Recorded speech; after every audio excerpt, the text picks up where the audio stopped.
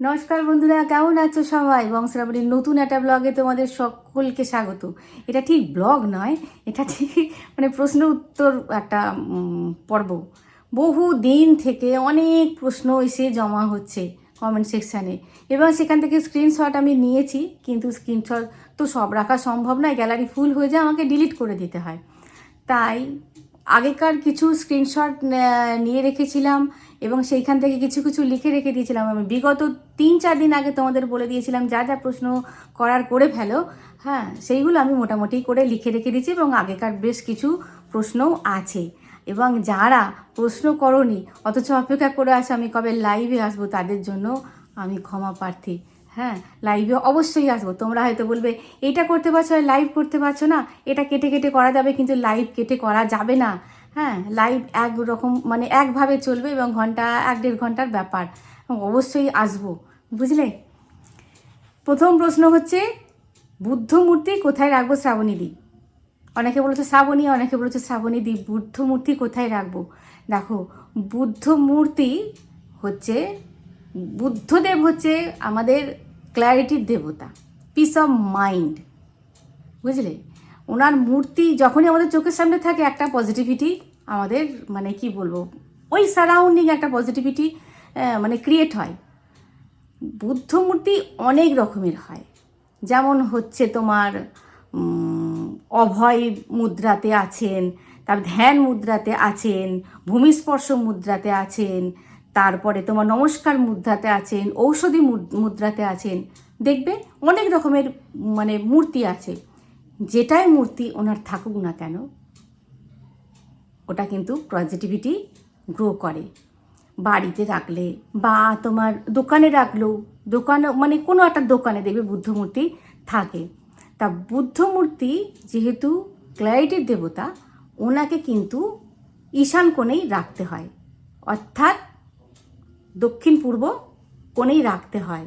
কিন্তু দক্ষিণ পূর্ব কোণে হয়তো কারোর হলো না, তখন কোথায় রাখবে? উত্তর দিকে রাখবে। আর ফেসটা থাকবে দক্ষিণ দিকে। উত্তর দিকে রাখলে ফেসটা থাকবে দক্ষিণ দিকে। আর একটা জায়গা আছে, প্রবেশ পথে ঢুকতেই যেন বুদ্ধকে দেখতে পাওয়া যায়, এমন জায়গাতেও রাখতে পারো, যেমন আমার বাড়িতে আছে। ঢুকতেই বুদ্ধদেবকে নজরে পড়বে। হ্যাঁ, মনে যদি কোনো নেগেটিভিটি থাকে বা নেগেটিভ শক্তি ঢোকার আগে কিন্তু উনি অনেকটা প্রোটেক্ট করবেন, বুঝলে। হয়ে গেল। তারপরে ধূপ জ্বালানোর মন্ত্রটা বলবে। ধূপ জ্বালানোর মন্ত্রটা একটু প্রদীপ জ্বালানোর মতো অত সহজ নয়। প্রদীপ জ্বালানোর মন্ত্রটা আমার বন্ধুরা অনেকেই মুখস্থ করে ফেলেছে। হ্যাঁ, একদম সোজা মন্ত্র, তাও বলছে প্রদীপ জ্বালানোর মন্ত্রটা একটু লিখে দাও, লিখে দাও। অনেকবার লিখে দিয়েছি প্রদীপ জ্বালানোর মন্ত্রটা, কিন্তু ধূপ জ্বালানোর মন্ত্রটা একটু শক্ত নয়। হ্যাঁ, ধূপ জ্বালানোর মন্ত্র আমি একদিন বলে, যেদিনকে বলবো সেই দিনকে একদম তোমার ডেসক্রিপশানে লিখে দেবো ধূপ জ্বালানোর মন্ত্রটা। একটু ওয়েট করো, আমি লিখে দেবো ডেসক্রিপশানে। আর প্রদীপ জ্বালানোর মন্ত্রটা আমি লিখে দিয়েছি, ডেসক্রিপশানে লিখে দিয়েছি, স্ক্রিনশট দিয়ে দিয়েছি। হ্যাঁ, আমার অনেক বন্ধুদের মুখস্থ হয়ে গেছে। হ্যাঁ, শ্রাবণী, একবার তুমি ধূপ জ্বালানোর সময় বলেছো সুখ সম্পদাম, একবার বলেছো ধন সম্পদাম। ওরে বাবা, দুটোই বলা যায়। তোমার ধন সম্পদ আসবে, তবে তো তোমার সুখ আসবে। সেমন দুজনেই তো কোরিলেটেড, দুজনেই কোরিলেটেড। হ্যাঁ, সুতরাং একটার সঙ্গে একটা রিলেশন আছে, দুটোই বলা যায়, এবং দুটোই ঠিক। তোমার যেটা ইচ্ছা তুমি বলবে। ধন সম্পদ না হলে সুখ আসে না। সুখ তো আমাদের বাহ্যিক ব্যাপার, শান্তি আমাদের আভ্যন্তরীণ ব্যাপার, সুখটা আমাদের বাহ্যিক ব্যাপার। হ্যাঁ, আর শান্তিটা একদম ভিতরের ইনার ব্যাপার। তুমি শান্তি মনে করলেই শান্তি, তুমি শান্তি না মনে করলেই অশান্তি। কিন্তু সুখ কিনে নিয়ে আসতে হয়। হ্যাঁ, ওটা হচ্ছে বাহ্যিক ব্যাপার। আর সুখ থেকেই ধন সম্পদ থেকেই সুখ। আর সুখ পেতে গেলে ধন সম্পদ তো লাগবেই। শ্রাবণী, মেয়েদের ওম বলতে আছে কিনা একটু বলবে? এই প্রশ্ন অনেকবার এসেছে, এবং ভীষণ ইম্পর্টেন্ট প্রশ্ন, এবং ভীষণ আমার ভালো লাগার প্রশ্ন এটা এসেছে। কিন্তু এটা বলতে গেলে আমাকে এরকমভাবে বললে হবে না। এটা কি বলবো, এর তো একটা সময় আছে, এটা অনেকটা বোঝানোর ব্যাপার। এবং এটা বলবো, এটা একটা ভিডিওর মধ্যে বলবো যে ওম বলা যায় কি যায় না। আমার বাড়িতে একটা কলা গাছ নিয়ে আসা হয়েছিল, সেইখান থেকে অনেকগুলো ছানাপোনা হয়েছে এবং সেই মাদার গাছটা থেকে কলাও রীতিমতো ধরেছে। হ্যাঁ, কিন্তু অনেকে বলছে কলা গাছ বসাতে নেই বাড়ির মধ্যে। একদম ঠিক কথা বলেছে। কলা গাছ দেখো, কলা সমস্ত পুজোয় লাগে, হ্যাঁ, এবং কলা গাছ সমস্ত শুভ কাজে লাগে। মা লক্ষ্মীর বোন হচ্ছে তোমার দরিদ্রতা। মা লক্ষ্মীর বোন, উনি খুব মানে ওনাকে সবাই মানে এটা সেটা বলতে বলে উনি খুব মনে দুঃখ পেয়ে গেছিলেন। তখন বিষ্ণুদেবের কাছে গেছেন। তখন বিষ্ণুদেব ওনাকে বলেছিলেন যে তুমি কলা গাছের মধ্যে অবস্থান করবে, বুঝলে, কলা গাছের মধ্যে অবস্থান করবে। কোনো শুভ কাজ কলা গাছ ছাড়া হবে না। আর কলা গাছকে যারা মন থেকে পুজো করবে তারা কিন্তু মানে তাদের ধনসম্পদ বাড়বে। কিন্তু বাস্তু মতে কলা গাছকে তোমাকে বাড়ির মধ্যে কেউ রাখতে পারবে না। কেন, তোমার থেকে যখন কলা যখন হবে, ওই যে মোচা থেকে যখন কলা ছেড়ে ছেড়ে বেরোয়, তখন একটা আর্তনাদ হয়, কলা গাছ একটা আর্তনাদ করে এবং সেটা কম্পনের সৃষ্টি হয়। সেই কম্পন কিন্তু বাড়ির মধ্যে বাস্তুর মধ্যে ঘোরে এবং সেই কম্পনটা যখন ঘোরে তখন বাড়ির বাস্তু ঠিক থাকে না এবং নেগেটিভিটিও আসে প্রথমত, দ্বিতীয়ত দারিদ্রতাও আসে।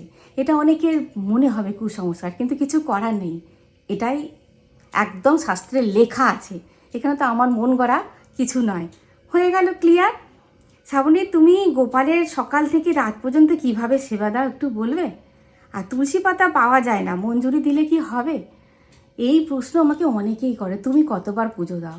দেখো, আমি ভগবানকে কিভাবে মানি বলো তো? গোপালকে অনেকে অনেক রকমভাবে পুজো করে, কেউ সন্তান রূপে, কেউ ভাই রূপে, হ্যাঁ, কেউ দেবতা রূপে। কিন্তু আমি যেটা ভাবি, তমেব মাতা চ পিতা তমেব, তমেব বন্ধুস্ব সখা তমেব, তমেব বিদ্যা দ্রবিণাং তমেব, তমেব সর্বং মম দেব দেব। তুমি আমার পিতা, তুমি আমার মাতা, তুমি আমার বন্ধু, তুমি আমার সখা, বুঝলে, তুমি আমার দেবতা। আমি দেবতা রূপে, আমার ফার্স্ট প্রায়োরিটি হচ্ছে উনি দেবতা, ওনাকে আমি দেবতা রূপে পুজো করি। তাই এটা আমার পুরো ব্যক্তিগত ব্যাপার, আমাকে তো জিজ্ঞাসা করেছো, আমার ব্যক্তিগত বলছি। ওনাকে এখন দেবতাকে যখন কোনো কিছু দেওয়া হয় তখন সেটা বিধিসিধি মেনে এবং শিষ্টাচারে উপাচার উপাসনা দিয়েই ওনাকে অর্পণ করতে হয়, এটাই ঠিক। যে কোনো বস্ত্রে যে কোনো সময় কিন্তু ওনাকে দেওয়া যায় না। তাই 3টে টাইম আমি বেছে নিয়েছি। একদম প্রথমে সকালে উঠেই প্রভু দিয়ে দেয় ওটা, হ্যাঁ, ঠাকুরঘর প্রায় দিনই ও পরিষ্কার করে, যেদিনকে সেদিনকে ও দিয়ে দেয় গোপালকে তুলে।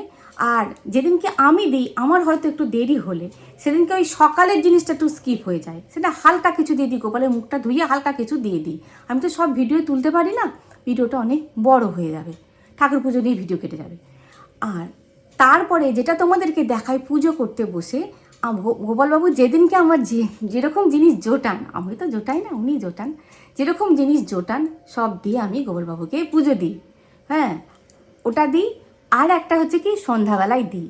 দেখো, যেগুলো তুমি বরাবর করতে পারবে এবং যেগুলো করতে গিয়ে তোমার বাড়িতে শান্তি বজায় থাকবে, তুমি নিজে অ্যাক্টিভলি করতে পারবে, সেইগুলোই গ্রহণ করা উচিত। 5জনকার দেখে তুমি যদি করতে যাও, বরাবর করতে পারবে না। অনেকে দেবে 6বার 7বার করে সেবা দেয়, আমি পারি না।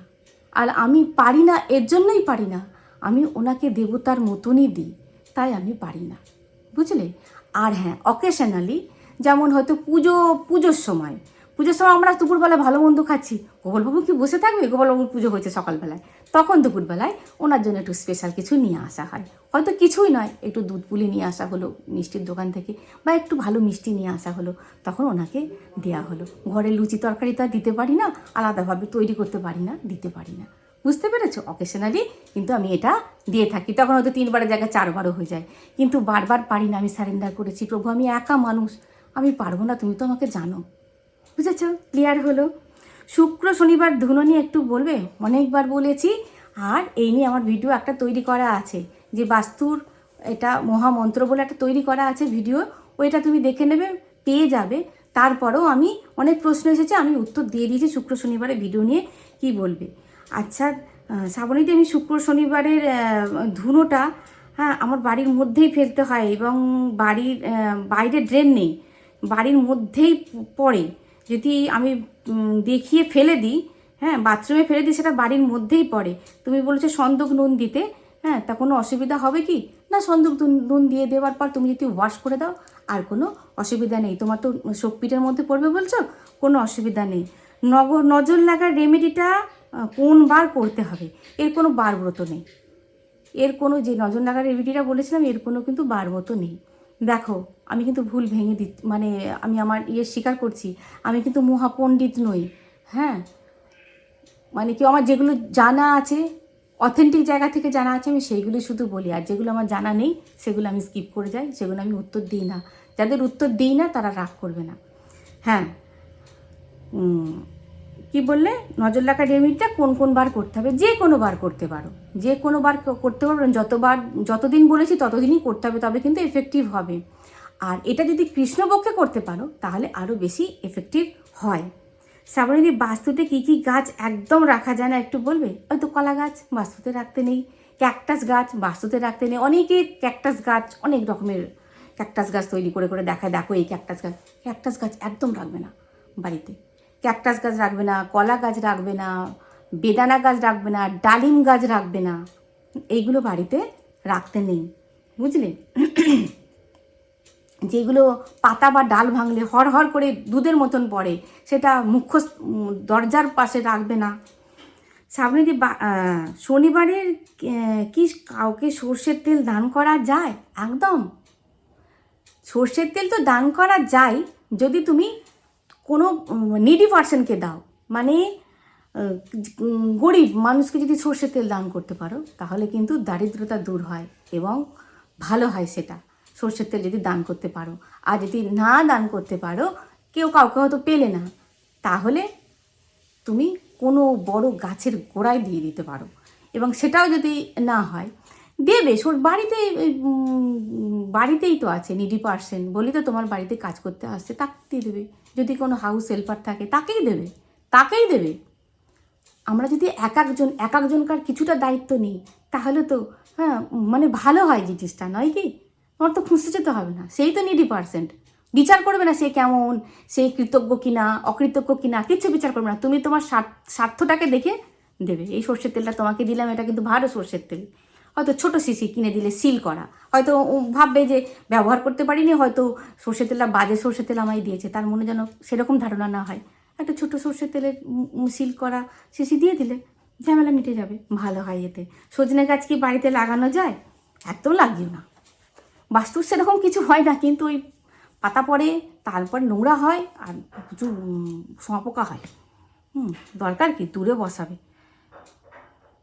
তোমার গোপালকে যে গানগুলো করে স্নান করাও, হ্যাঁ, ওটা লিঙ্কটা দেবে।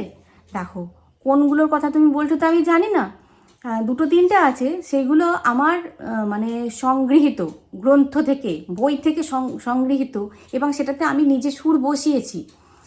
আর বাদ বাকি যেগুলো, সেগুলো তো বুঝতেই পারছো যে কোথায় পাওয়া যায়, ওটা তো বললেই ইউটিউব তোমাকে দিয়ে দেবে।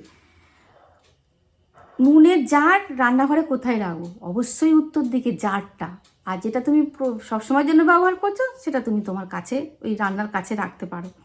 মার্বেলের সিংহাসন করেছি শ্রাবণী, হনুমানজি কী ধরনের, শ্রাবণীদি, হনুমানজির কী ধরনের ফটো রাখবো? এই প্রশ্নটা অনেক এসেছে, হনুমানজির কী ধরনের ফটো রাখবো।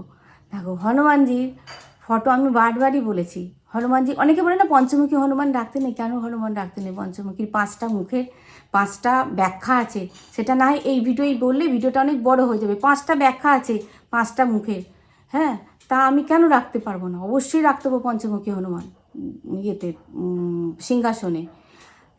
আর বসা হনুমানও রাখা যায়, কিন্তু এই যে পাহাড়ে নিয়ে চলে যাচ্ছে এই রকম ফটো বাড়িতে বা বাড়ির বাইরে, এই বাড়ির ভিতরে, হ্যাঁ। আর হনুমানজিকে যাদের গেট একদম বাড়ির বাইরে, তারপর আর কোনো বাড়ির জায়গা নেই, সেরকম জায়গায় কিন্তু রাখবে না ওনাকে, তাহলে ভিতর দিকে করে নেবে, বাইরের দিকে ওনাকে রাখবে না, ভিতর দিকে, গেটের ভিতর দিকে রাখবে। বুঝতে পেরেছো? অবশ্যই রাখা যায় সিংহাসনে। রাহু কেতুর প্রভাবে বাস্তুদোষ কাটাবার উপরে একটু বলো। রাহু কেতুর ওপরে বাস্তুদোষ কীভাবে কাটে বুঝলাম না তোমার ঠিক প্রশ্নটা, তবুও আমি উত্তর দিচ্ছি। এই রাহু কেতুর ব্যাপারে আসে। আমি সেই চন্দ্রগ্রহণের দিন তোমাদের বলেছিলাম রাহু কি কেতু কি, তোমাদের বলেই দিয়েছিলাম। রাহু কেতু দেখো আলাদা করে কিছু নয়, কিন্তু আমাদের যে মনটা আছে, আমাদের নেগেটিভ চিন্তা ভাবনার মধ্যেই কিন্তু রাহুর বাস। আমাদের বাস্তুর মধ্যে যে নোংরা জায়গাগুলো আছে সেইখানে কিন্তু রাহুর বাস। আমরা যত নোংরা করে রেখে দেবো, রাহু তুমি যাই করো না কেন, রাহু তোমাকে পিছন ছাড়বে না। একদম পরিষ্কার কথা। সারা বাড়ি পরিষ্কার করলে, অথচ ওয়াশরুমটাই তুমি পরিষ্কার করলে না, রাহু ওখানেই থাকবে। রাহু ওখানেই থাকবে। দেখবে অনেকে, হ্যাঁ, ওই শীতকালে ওই জামা কাপড় রান্নাঘর এই বাথরুমের মধ্যে রেখে দেয়, হ্যাঁ, শীত করে বলে। তারপরের দিন ওইটাই পরে কাজকর্ম সারে আবার খুলে রেখে দেয়। একদমই করা উচিত নয় কিন্তু। হ্যাঁ, এইগুলোই কিন্তু মানে কি বলবো। আর নেগেটিভ চিন্তা ভাবনা, নেগেটিভ থিঙ্কিংয়ে কিন্তু রাহু বাস থাকে। তোমার মন যত পজিটিভ হবে, তোমার চিন্তাধারা যত পজিটিভ হবে, তোমার দেখবে রাহুর প্রভাব তোমার ওপর থাকলেও ওটা কিন্তু একদম কেটে যাবে। তোমাকে কেউ বললো জানিস ওই রকম করে, ওই রকম ওটা লোক, ওটা বাজে লোক, ওইটা করে, এটা করে, এই সমালোচনা ওই সমালোচনার মধ্যে তুমি ইনভলভ হয়ে গেলে, দরকার কি? কোনো নেগেটিভ থিঙ্কিং, নেগেটিভ সমালোচনা, নেগেটিভ কথার মধ্যে থাকবে না, ঢুকবেই না। এখান দিয়ে ঢোকাবে, ওখান দিয়ে বার করে দেবে। যেখানে দেবে নেগেটিভ আলোচনা সেখানে থাকবে না। দেখবে আস্তে আস্তে আস্তে আস্তে তোমার সমস্যাগুলো কেটে যাবে, অনেক কেটে যাবে, এবং ফ্রি লাগবে, হালকা লাগবে নিজেকে, একদম হালকা লাগবে। আর তোমার সামনে থেকেও বলতে আসে কিন্তু বন্ধ করো তো, সব অন্য কথা বলো। অনেক কথা আলোচনা করার কথা অনেক আছে। আচ্ছা, 7.5 নিয়ে কিছু বলবে বলেছিলে, অনেক বড় ভিডিও হয়ে যাবে। হ্যাঁ, এটা নিয়ে অন্য দিন বলবো, 7.5 নিয়ে। আচ্ছা, সন্ধ্যার পর কিছু কাজ করতে ইচ্ছা হয় না শ্রাবণী, রাতে ঘুম হয় না, কিছু বলো। সন্ধ্যার পর তোমার কাজ করতে ইচ্ছা হয় না, তুমি দেখবে বাড়ির অন্যান্য ব্যক্তিগুলোর কাজ করতে ইচ্ছা হয় কি না। দেখবে সন্ধ্যার পর সবাই যদি ঢিস ঢিস করে শুয়ে পড়ে, মোবাইল নিয়ে শুয়ে পড়ছে, কেউ ভালো লাগছে না, ক্লান্ত, সবাই একটা ক্লান্ত, অথচ পর্যাপ্ত দিনের বেলা রেস্ট পেয়েছে, তাহলে জানবে একটু সমস্যা তোমার বাড়িতে আছে। কিন্তু কেউ ক্লান্ত হচ্ছে না, তুমিই ক্লান্ত হচ্ছ, তাহলে সমস্যাটা তোমার শারীরিক। হ্যাঁ, শারীরিক সমস্যা বেশিরভাগই কিন্তু শারীরিক সমস্যা হয় আমাদের মেয়েদের। সারাদিন আমরা কাজবাজ করি, ক্লান্ত হয়ে যাই, সন্ধ্যের পর আমাদের আর শরীর দেয় না, বুঝলে, আমারও হয়। কিন্তু দেখবে ক্লান্ত হচ্ছে কেন, একটুখানি ডাক্তারি পরামর্শ নাও, দেখবে কেটে যাবে, অবশ্যই কেটে যাবে। আর দিদি আমাদের বাড়িতে কে ছোট ছোট চুল কেটে ফেলে গেছে এক জায়গায়, কি করব বলো। এ বাবা, এ কি আবার কি, এইরকম যদি কেউ করে থাকে, হ্যাঁ, সে হয়তো তোমাকে ভয় দেখানোর জন্য করেছে। হ্যাঁ, ওই এখন আর ওই ছোটোখাটো টুকটাকে কিছু হয় না, বুঝলে। যখন দেখবে একটু কেরোসিন তেল ফেলে দিয়ে জ্বালিয়ে দেবে, ঝামেলা মিটে যাবে। শ্রাবণী কোজাগরি পুজোর দিন যে পাঁচালিটা পড়েছিলে সেটা ডেসক্রিপশানে দিয়ে দেবে। অনেক বড় ডেসক্রিপশান, তো অত বড় নেবে না, দিতে পারবো না, ওটা তো অনেক বড়। হ্যাঁ, কি করে দিই বলো তো, এই পাঁচালিটা অনেকে চেয়েছে জানো। কি করি বলো তো, কি করবো আমি ভেবে পাই না। যদি পাই তো একদিন গান করে করে শোনাবো শুধু পাঁচালিটা। হ্যাঁ, তোমরা আস্তে আস্তে পজ করে করে লিখে নিতে পারো। তোমার মনে আছে শ্রাবণী, আমার ছেলের বিয়ের জন্য যে তিথি নক্ষত্র দেখেছিলাম, হ্যাঁ, সেটা কি ঠিক আছে? বিয়ে লেগে গেল তোমার ছেলের। খুব ভালো, খুব ভালো, একদম ঠিক দেখেছো, ঠিকঠাক আছে, আমি দেখে নিয়েছি, দেখবে কোনো সমস্যা হবে না, একদম কোনো। তখন মনে করবে, নেমন্তন্ন করো আর নাই করো, মনে করবে শ্রাবণী বলেছিল, একদম ঠিকঠাক আছে সব। আচ্ছা দিদি, বাড়িতে হুটহাট অশান্তি হয়, মারামারি হয়, অনেক কিছু করেছি সমাধান হয়নি 23 বছর ধরে। 23 বছর ধরে? এ দেখো, 23 বছর ধরে যদি কেউ কিছু করে থাকে, 23 বছর কিন্তু টানবে না, 23 দিনও না টানতে পারে। 23 দিনের আগেই সেই রেমেডি যদি কেউ টুকটাক কিছু করে থাকে, সেটা খতম হয়ে যায়, অত পাওয়ারফুল হয় না। তোমার বাড়ি যদি ঠিকঠাক থাকে, তুমি যদি ঠিকঠাক থাকো, ওই রেমেডি কিন্তু ওই টুকটাক কিন্তু নষ্ট হয়ে যায়। কিন্তু 23 বছর ধরে যখন বলছো, তাহলে তো আমি বুঝতে পারছি না, তোমার হয়তো কোনো ইনার প্রবলেম বা কোনো পারিবারিক কোনো গণ্ডগোল থেকেই হয়তো হয়। 23 বছর ধরে আমি ঠিক এর উত্তর আমি ঠিক দিতে পারলাম না। অশুভ শক্তি ঘরে ঢুকতে পারবে না, এই ব্যাপারে ভিডিও দেবে বলেছিলি। এই ব্যাপারে অনেক প্রশ্ন এসেছে, এই ব্যাপারে একটা ভিডিও আমি দেব। দেখো, প্রথমেই বলছি অশুভ শক্তি ঢুকবেই। হ্যাঁ, দেখো আমাদের এক একটা সময় ছাড় আছে, ওদেরও এক একটা সময় ছাড় আছে। সেখানে কিন্তু কোনো কিছু ওরা বাধা সাধা পায় না, সেখানে ঢুকবেই। কিন্তু থাকবে কতক্ষণ, তার ভালো লাগবে কতক্ষণ, হ্যাঁ, সেটা কিন্তু তোমার বাড়িটাকে কিভাবে রাখছো তার উপর নির্ভর করবে, সে থাকবে কতক্ষণ। ঢুকবে, তুমি বাধা দিতে পারবে না, ঢুকবে কিন্তু থাকতে পারবে না, বুঝলে? শোনো না শ্রাবণী, বাড়িতে গণেশ ঠাকুর আর হনুমানজিকে ডেলি ভিজে গামছা দিয়ে মুছিয়ে সাদা কালারের চন্দন টিপ পরাবো না লাল কালারে? সাদা চন্দনের টিপ পরাতে পারো, লাল চন্দনেরও টিপ পরাতে পারো, কোনো বাধা নিষেধ নেই। কিন্তু এনারা তো লাল সিঁদুরে সন্তুষ্ট, বুঝলে? এনারা দুজনেই লাল সিঁদুরে সন্তুষ্ট। উনি তো মঙ্গলমূর্তি, উনি মানে কি বলবো, সেই বলে না মাথে পে সিঁদুর মোসিক সওয়ারি, মোসিক পে সওয়ারি, ওনার মাথায় তো সিঁদুর থাকেই। হ্যাঁ, গণেশজির মাথায় তিলক, সিঁদুরের তিলক থাকে। আর ইনি তো সিঁদুর মানে কি বলবো গায়ে লেপে বসেছিলেন। যখন দেখলেন সীতা মা সিঁদুর পড়েছে কেন, তুমি সীতায় সিঁথিতে সিঁদুর দিয়েছো কেন, উনি বলেছিলেন যে রামচন্দ্রের পরমায় অনেক পারবে। রামচন্দ্রের পরমায় অনেক পারবে, উনি ওনার নিজের গায়ে সমস্ত সিঁদুর মেখে বসেছিলেন। উনি সিঁদুরেই সন্তুষ্ট, সিঁদুর দেবে, যাই দাও না কেন সিঁদুর অবশ্যই দেবে। যদি মূর্তি থাকে অল্প একটুখানি করে দেবে, আর যদি ছবি থাকে তাহলে চন্দনে, লাল চন্দনে ফুল দিয়ে ওনাকে অর্পণ করবে। কেননা ওই ছবি না সিঁদুর দিতে দিতে নষ্ট হয়ে যায়। একজন অনেক প্রশ্ন করেছে, উড়ে বাবারে তোমাদের বাড়ি করতে কত খরচা হয়েছে। আমরাই হিসেব করিনি আমাদের বাড়ি করতে কত খরচা হয়েছে, হিসেব করে ডিপ্রেশনে পড়ে যাও। হ্যাঁ, খরচা হয়েছে, মানে কি বলবো, একটু একটু করে করেছে তো, খরচাটা ঠিক সামগ্রিকভাবে করা হয়নি, বুঝলে? তোমার রাশি কি? রাশি জিজ্ঞাসা করবে না, বয়স আর রাশি কাউকে জিজ্ঞাসা করবে না। রাশি কাউকে জিজ্ঞাসা করবে না, তোমার রাশি কাউকে বলবেও না। আচ্ছা, সেমি মডুলার কিচেন করতে কত খরচা হয়েছিল? সেমি মডুলার কিচেন করতে একটা ভিডিও দেওয়া আছে, দেখবি বোধ হয় 5-6 লাখ ভিউ হয়েছে, ওটাতে আমি খরচা বলে দিয়েছি। হ্যাঁ, আর তুমি কি রামকৃষ্ণদেবের দীক্ষিত? না বন্ধু, রামকৃষ্ণদেবের দীক্ষিত আমি নই। নিজেদের লোকেরা শত্রু হয়ে উঠেছে শ্রাবণীদি, বিরক্ত করছে। আমার যা আর তার মেয়ে, আমাদের মা মেয়ে স্বামীর মধ্যে ঝগড়া লাগিয়ে দিচ্ছে। এক একটা থাকে কীট, জানো তো, সমাজের কীট থাকে। এক একটা যেমন কীট খাবারের মধ্যে থাকে, পেটে গিয়ে উৎপাত শুরু করে দেয়, তেমনি সমাজের কীটগুলো থাকে না, জীবনে এসে উৎপাত শুরু করে দেয়। এইগুলোকে কী করবে বলো তো?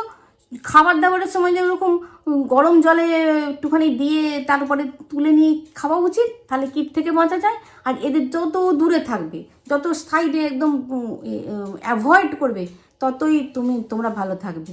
আর নিজেদের মধ্যে, নিজেদের কাজের মধ্যে নিজেদেরকে ইনভলভ করে দাও, তিনজনই, তোমার মেয়ে, তোমার স্বামী, তুমি, তাহলে দেখবে অশান্তি করার সময়ও থাকবে না, পাবেও না সময়, আর থাকবেও না সময়। যে যা করছিস করবে যা, একদম অ্যাভয়েড করে দেবে, কথাবার্তা পুরো বন্ধ করে দেবে। দিদি, আমাদের দোকানে 3বার চুরি হয়েছে, পুরনো দোকানে 2বার, নতুন দোকানে 1বার, এই মরেছে। এটা আমি কি করব? সিসি ক্যামেরা লাগিয়ে দাও। হ্যাঁ, আর একজন কি বলেছ যে দিদি আমার ভাইয়ের বিয়ে হচ্ছে না, কুম্ভ রাশি। কুম্ভ রাশি 7.5 চলছে, আর 1.5টা বছর, তারপরে দেবে শুভযোগ নিশ্চয়ই আসবে। 1.5টা বছর আর আছে, কুম্ভ রাশি 7.5 চলছে, তাহলে তারপরে নিশ্চয়ই একটা যোগাযোগ অবশ্যই আসবে। হ্যাঁ, আর কি আছে, মোটামুটি অনেক প্রশ্নের উত্তর আমি দিয়ে দিয়েছি। হ্যাঁ, আর তো কাল সর্বযোগের রেমেডি তোমায় বললাম, তুমি বললে না। কাল সর্বযোগ তোমাদের মাথায় কে ঢুকিয়েছে? কাল সর্বযোগ, দেখো মানুষের মনের মধ্যে না এমন ধারণা ঢুকিয়ে দেয়, কাল সর্বযোগ, কাল সর্বযোগ, এই জন্য উল্টোপাল্টা জ্যোতিষীদের কাছে হাত দেখাবে না। দেখো, কাল সর্বযোগ স্থায়িত্ব বেশি দিন হয় না, খুব সামান্য টাইম হয়, এবং বিয়ের আগে কাল সর্বযোগ বলে কিছু থাকে না, বিয়ের পর হয়, একটু সামান্য অশান্তি হয়, এবং তোমাদের মধ্যে যদি নিজেদের মধ্যে আন্ডারস্ট্যান্ডিং থাকে, কাল সর্বযোগ কিন্তু কিচ্ছু করতে পারবে না। আর ওটা সামান্য টাইমের জন্য থাকে। ওই কথিত আছে যখন রাহু সমস্ত গ্রহকে মুখের মধ্যে নিয়ে নেয় তখন সেটা কাল সর্পযোগ, সেই টাইমটাকে বলা হয়। তো কতক্ষণ নিয়ে থাকবে রাহু সমস্ত গ্রহ মুখের মধ্যে? তো একসময় তো বার করেই দিতে হবে তাকে। এসব নিয়ে একদম ভাববে না। কাল সর্পযোগ বলে সেই রকম কিছু হয় না। প্রথমত, দ্বিতীয়ত একটা ভ্রান্ত ধারণা এমনভাবে ভয় ঢুকিয়ে দিয়েছে মানুষের মনে। নিজেদের মধ্যে আন্ডারস্ট্যান্ডিং তৈরি করবে, হ্যাঁ, ইগোটাকে একটুখানি সরিয়ে রেখে দেবে, ভালোবাসার দিকটা তৈরি করবে। আর তোমার এগুলো নিয়ে বেশি চিন্তা ভাবনা করবে না একদম। ওই জন্য না কালসর্প দোষ আছে, এই করো ওই করো কাটাও, কিচ্ছু করবে না। ভালো কোনো মানে জাগ্রত দেবদেবীর মন্দিরে যাবে, পুজো দেবে, হ্যাঁ, মাকে মনস্কামনা জানাবে, কালসর্প দোষ দেখবে একদম কেটে যাবে, একদমই কেটে যাবে। আর প্রদীপে কর্পূর রোজ দাও শ্রাবণী, রোজ দিই। শাশুড়ি মা মারা গেছেন, ছবিগুলো কোথায় রাখবো? আমি তো বলেছি মৃত মানুষের ছবি কোথায় রাখতে হয়, নৈরিত কোণে রাখবে। নৈরিত কোণে না হলেও উত্তর, যদি না জায়গা থাকে মানে তোমার ইয়ের দিকে রাখবে, মানে নৈরিত কোণ ঘেঁষাঘেঁষি কোনো একটা জায়গায় রাখবে, হ্যাঁ। ঠাকুরের সিংহাসনে অবশ্যই রাখবে না।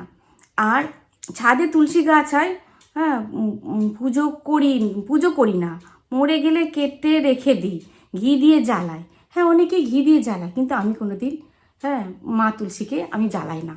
হ্যাঁ, যাই হোক, তুলসী তো পুজো করি আর নাই করি, আমি জ্বালাই না। এটা তোমার যদি ব্যক্তিগত থাকে তুমি জ্বালাতে পারো। আর হচ্ছে ফ্ল্যাটে থাকি, দুটো ফুল গাছ আছে, বাইরে থেকেই ফুল, বাজার থেকেই ফুল বেলপাতা কিনে আনি। হ্যাঁ, তো কোনো অসুবিধা আছে? কি করবে বলো?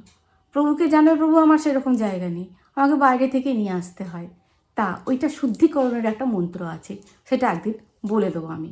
যেমন নিজেকে শুদ্ধিকরণের মন্ত্র থাকে, যেমন তোমার